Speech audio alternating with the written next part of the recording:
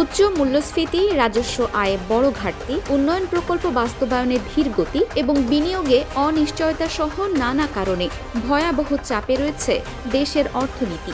এসব বাস্তবতার মধ্যে দায়িত্ব নিয়েছে নতুন সরকার। অর্থনীতিবিদদের মতে মূল্যস্ফীতি নিয়ন্ত্রণ, বিনিয়োগ বাড়ানো, কর্মসংস্থান সৃষ্টি এবং উন্নয়ন প্রকল্প বাস্তবায়নের গতি বাড়ানো এখন সরকারের সামনে সবচেয়ে বড় চ্যালেঞ্জ হয়ে দাঁড়িয়েছে।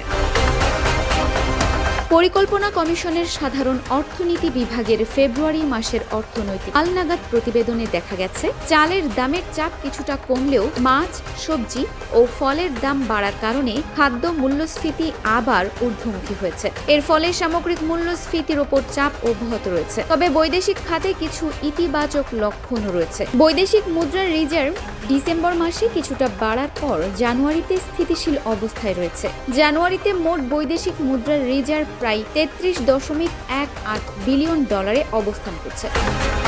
একই সঙ্গে প্রবাস আয় প্রবাহ তুলনামূলকভাবে ভালো অবস্থায় রয়েছে। বিশেষ করে ঈদ সামনে রেখে প্রবাস আয়ের প্রবাহ আরো বাড়তে পারে বলে ধারণা করা হচ্ছে। প্রত্যেক সময়ে এই খাতে আমদানি কমে যাওয়ায় বিনিয়োগ পরিস্থিতি নিয়ে উদ্বেগ দেখা দিয়েছে। সাধারণত মূলধনী যন্ত্রপাতি আমদানি বেসরকারি বিনিয়োগ এবং ভবিষ্যৎ উৎপাদন সক্ষমতার একটি গুরুত্বপূর্ণ সূচক হিসেবে বিবেচিত হয়। অর্থনীতিবিদদের মতে বিনিয়োগকারীদের আস্থা ফিরিয়ে আনা, মূল্যস্ফীতি নিয়ন্ত্রণে কার্যকর পদক্ষেপ নেওয়া, উন্নয়ন প্রকল্প বাস্তবায়নের গতি বাড়ানো এবং রাজস্ব আদায় ব্যবস্থাকে শক্তিশালী করা, এই বিষয়গুলোতে দ্রুত ও সমন্বিত উদ্যোগ নিতে পারলেই অর্থনীতিতে স্থিতিশীলতা ফিরিয়ে আনা সম্ভব।